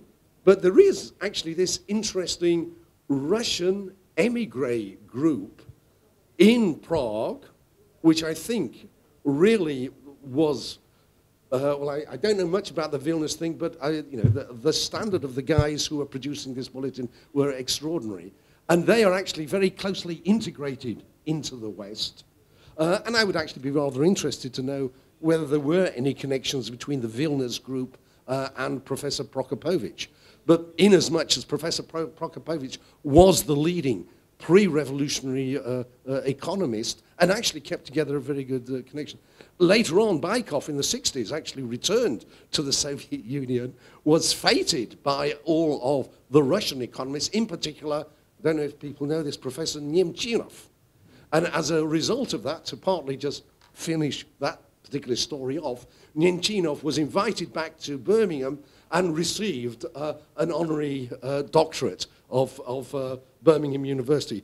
If you read his 5 volumes of learned writings and look at his chronology, you can see that Nemchinov, who had been quoted by Stalin, of course, in 28, lived to an old age, was totally fulfilled, receiving the Order of Lenin and a PhD from Birmingham University as the ultimate endpoint of his life. Then he died a few years later. Oscar Lang, I've already mentioned as a figure who I think would be most important. If I can address the question raised here about whether planned economy is the right thing.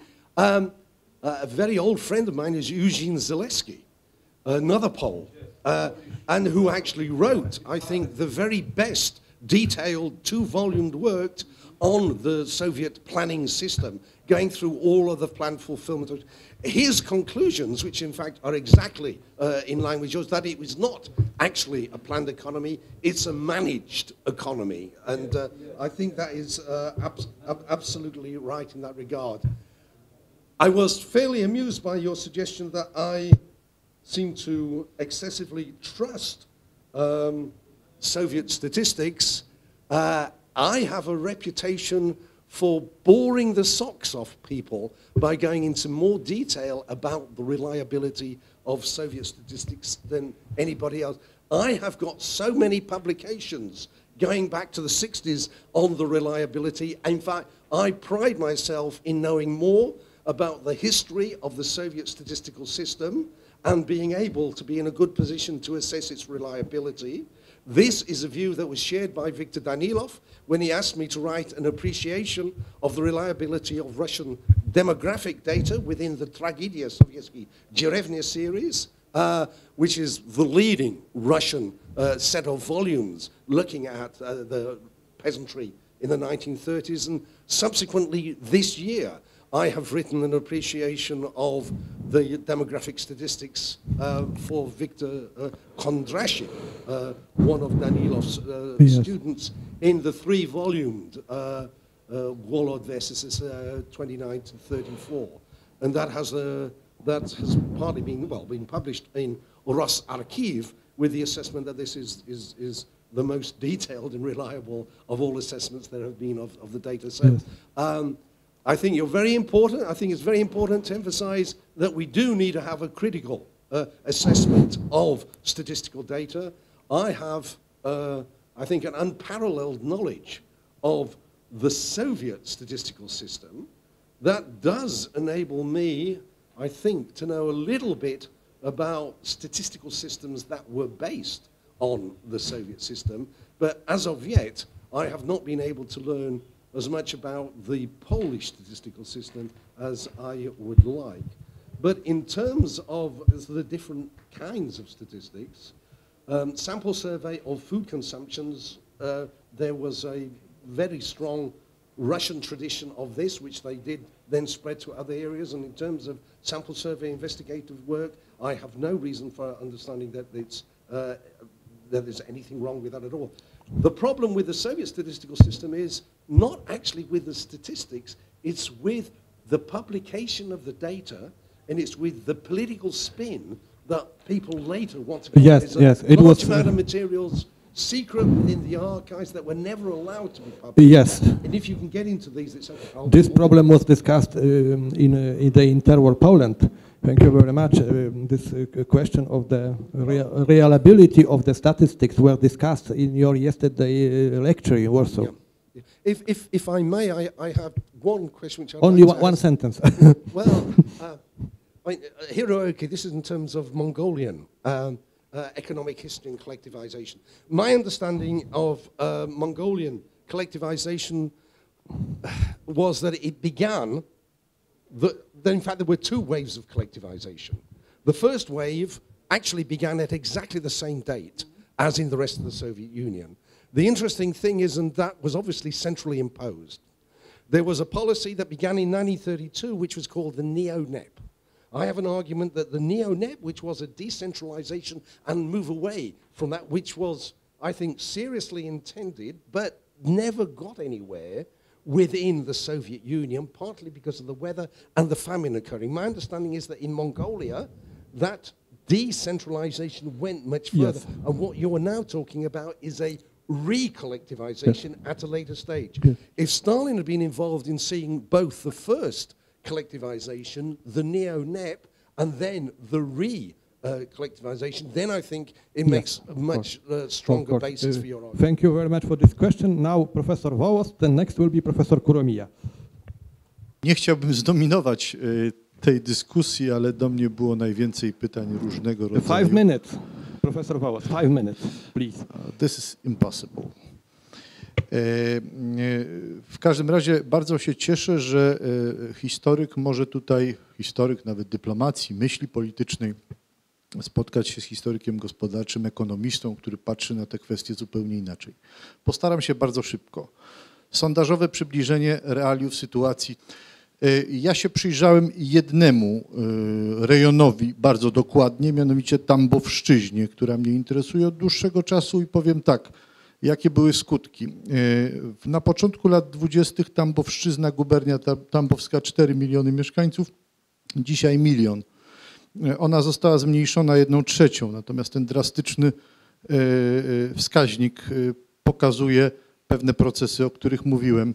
Ziemia, która mogłaby wykarmić całą Rosję bez konieczności kupowania jabłek w Polsce, stoi odłogiem i zarasta wrzosem. Tak to wygląda, jeżeli chodzi o tę kwestię.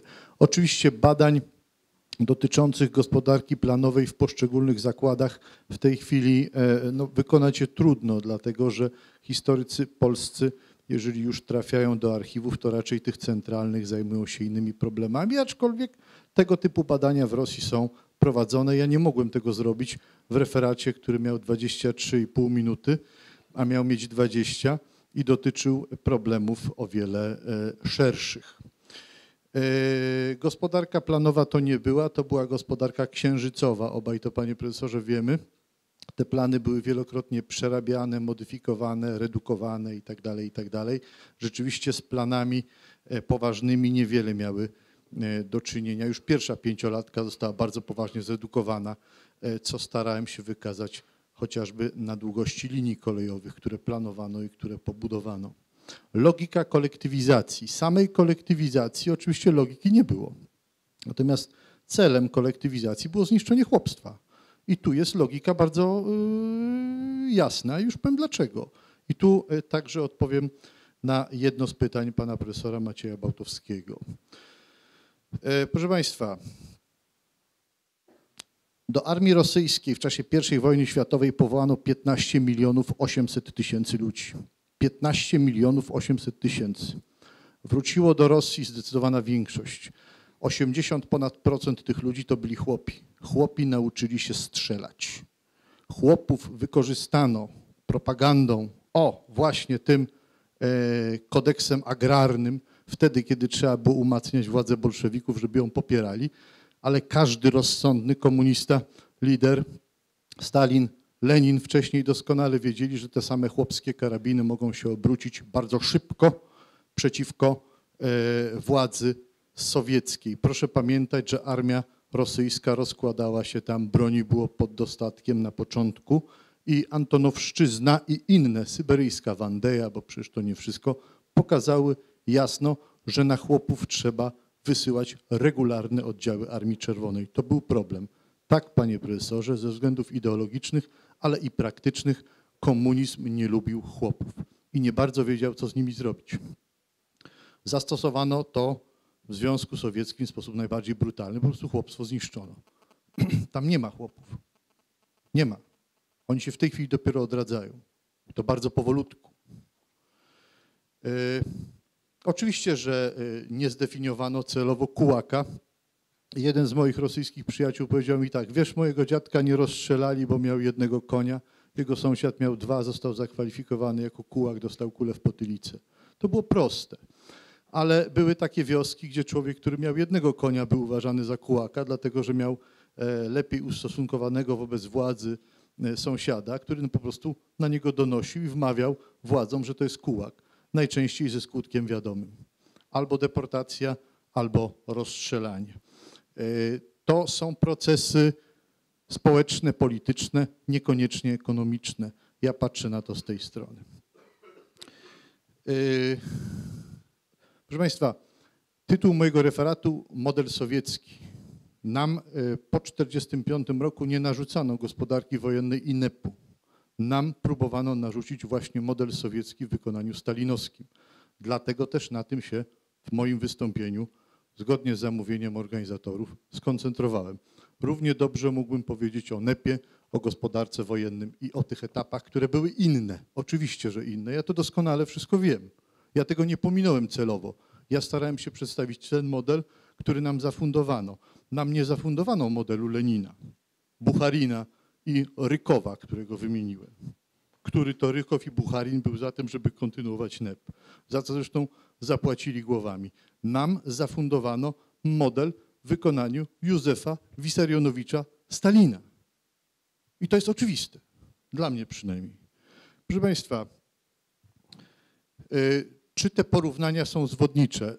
Być może, my innych nie mamy. Ja chciałem tylko przypomnieć, że władze carskie też bywały bardzo spolegliwe wobec swoich poddanych. Jeżeli przyjrzymy się reformom stołypinowskim, 4 miliony ludzi zostaje przesiedlonych dobrowolnie. Chłopi z Zagłębia Dąbrowskiego jadą do wioski Wierszyna na Syberii Wschodniej, która istnieje po dzień dzisiejszy. Dlaczego jadą? Dlatego, że za darmo dostają. Za darmo 50 hektarów ziemi, konia. Tamten system też bywał spolegliwy. Ci dostawali mieszkania, tamci dostawali konia. Ja nie mam innych danych. Po prostu takimi danymi dysponują historycy rosyjscy, ja i tutaj Państwu przedstawiam. Ja uważam, że mimo wszystko jednak one, ta siła nabywcza pieniądza, oddają pewną rzeczywistość. Każde dane statystyczne można podważyć. Ja po prostu dysponuję tym, czym dysponuję. Bo jakie są inne? Jak przeliczyć to, że ten system był, no, powiedzmy, inny, bo pozwalał korzystać ze środków transportowych za darmo. No, tych chłopów z Zagłębia Dąbrowskiego też przewożono na Syberię za darmo. Czyli też był spolegliwy. No, i tak dalej, i tak dalej. Z tego korzystał mieszkaniec Moskwy, prawda? Zwłaszcza. No korzystał z tego mieszkaniec Moskwy, tu się odwołałem. Tak, ale powoli konkludujmy, jeśli można. Tak. Prosić. A co do eksportu zboża.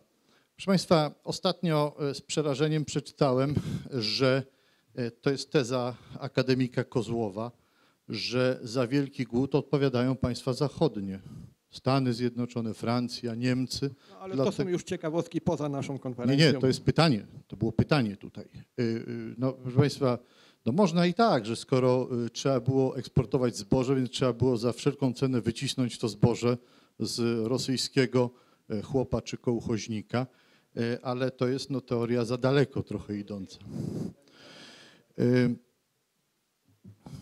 Czy industrializacja? Proszę Państwa, ja mówiłem o industrializacji po pierwsze celowo w drugim rzucie, dlatego że kolektywizacja dotyczyła 82% społeczeństwa rosyjskiego, industrializacja znacznie mniejszej skali. Natomiast nie do końca zgadzam się z tezą, że industrializacja nie była sposobem zmiany własności. Była. Industrializacja poszerzała własność państwa. I to też jest forma zmiany własności.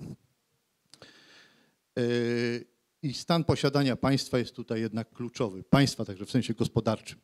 I do profesora Wheatcrofta te pytania, to znaczy tę tezę, że kolektywizacja służyła między innymi do tego, żeby nie doprowadzić do buntów chłopskich i tutaj Antonowszczyzna jest właśnie owym memento. Ja całkowicie popieram, całkowicie, tu się w pełni zgadzam.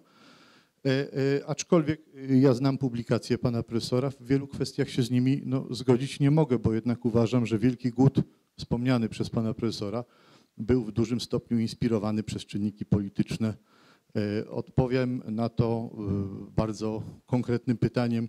Jeżeli nie był inspirowany, to dlaczego oddziały OKP-u otoczyły miasta i nie wpuszczały do nich chłopów żebrzących o kawałek chleba i umierających na wioskach, głównie ukraińskich. Dziękuję.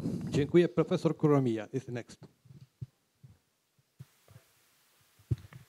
Please, very briefly, if possible. Yes, I'll be very brief. I think it may sound odd to compare very economically backward Mongolia with Poland. I discussed this question here in my written paper, but if we look at other Soviet territory that had a similar sort of socio-economic formation, in other words, Buryatia, it's Mongolian territory, Central Asia, yes, in the course of the 1930s, they basically complete collectivization. And then Tuva, and Tannu Tuva, which was incorporated into the Soviet Union in 1944, and then by the time Stalin died, it also completes collectivization. In the case of Mongolia, no, it didn't. Why? As I said, there was terrible popular uprisings and supported by very large number of lamas, Buddhist priests. So Lama's influence in Mongolia was very similar to the influence the Catholic Church had in Poland. The difference is that in Mongolia there was a great terror staged by Stalin, which destroyed the lamas and temples because of Japanese threat, they said. So that obstacle was removed. Nevertheless, they didn't go back to collectivization until after Stalin died. Because I think they didn't want to destabilize Mongolia politically. In the case of Poland, it was even more difficult because Stalin could not destroy the Catholic Church. And Catholic Church certainly opposed the collectivization with the peasants. So, and then if you look at the Baltic states, Moldavia and so on, yeah, they carried out. Because it was within Soviet territory in which Stalin had the, basically absolute power. But outside the territory of the Soviet Union, his power was limited. He could have incorporated all these territories, but that would have caused enormous international problems. Mongolia or China would rebel. Eastern Central Europe, it's impossible to incorporate these lands into the Soviet Union. So Stalin was much more careful in dealing with Central Eastern Europe as well as Mongolia. Now, Professor Wheatcroft's question. Yes, collectivization basically follows the Soviet pattern, but as far as I know, between 1929 and 1932, when the rebellions were crushed, there was no major changes in collectivization. When the rebellions were crushed, yes, they forced Mongolian communists to abandon what they called the leftist course and adopt a new course. And that course did not change until after Stalin died. Thank you very much. And Dr. Budeanca, for my question. Yeah, thank you for your questions. I'll be very short. In Romania, the communist leaders respect the directives received from Moscow, exceptly to say Anna Pauker, but in 52, she and other two important leaders was rejected from the front of the Communist Party, and the evolution of collectivization was in important connection with what's happened in the Soviet Union and with the evolution of Romanian society.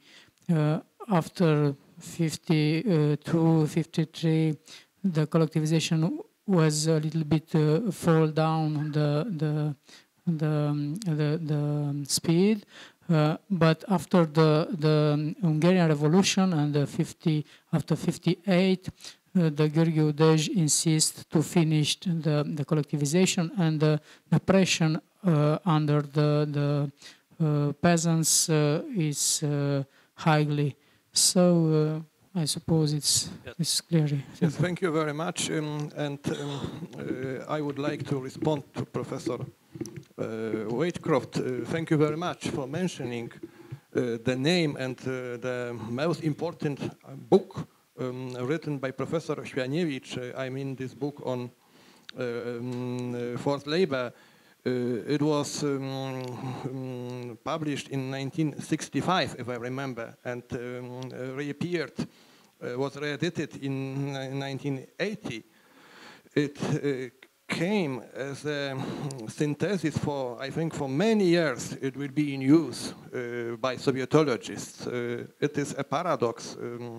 Pre-war, interwar works by Professor Świaniewicz are generally unknown due to the limitation to Polish. But this work seems to me very highly important, and this work of Professor Eugène Zaleski, I mean the text Planification croissance économique, that was the French title, Professor Zaleski. these are probably the most distinguished, the most important achievements of Polish Sovietological thought after the Second World War. I teraz na koniec odpowiem paru zdaniach na pytanie profesora Kalińskiego. Panie profesorze, to jest bardzo długie, bardzo rozległe zagadnienie.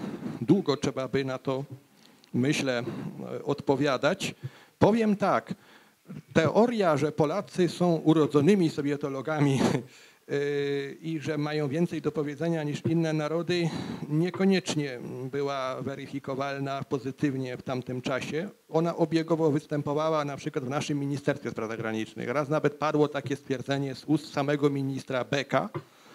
Natomiast podtrzymuję swoją tezę wyrażoną 12 lat temu w książce Polska Szkoła Sowietologiczna, że owym instytutem wileńskim powinniśmy się szczycić słusznie, jako placówką naprawdę robiącą coś ważnego. Z tym, że trzeba tu dostrzec taką rzecz. To był niestety raczej epizod. Ci sowietolodzy polscy w Wilnie, w Instytucie Europy Wschodniej nie za wiele tak znowu zrobili niestety, dlatego że choćby Świaniewicz, wymieniony już dzisiaj, przeszedł do badań nad gospodarką III Rzeszy, nad koncepcjami Hjalmara Schachta pod koniec lat 30. Te koncepcje, prawda, finansowania zbrojeń, inflacyjnego finansowania wielkich zbrojeń, to go bardziej interesowało.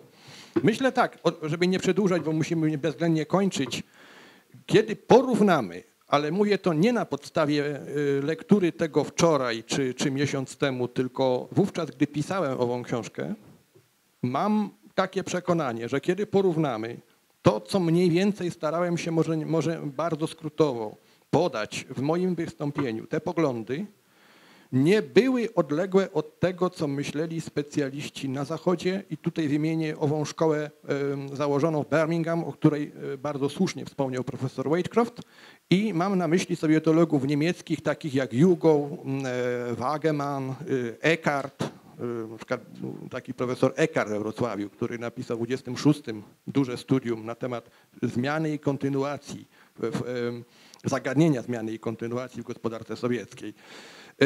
Natomiast oczywiście jest przepaść między pewną rzetelnością naukową, a obiegowymi opiniami prosowieckimi w kołach na Zachodzie zafascynowanych tym nowym światem. No, że wymienię tutaj słynną książkę brytyjską Sydneya i Beatrice Webb, New Civilization.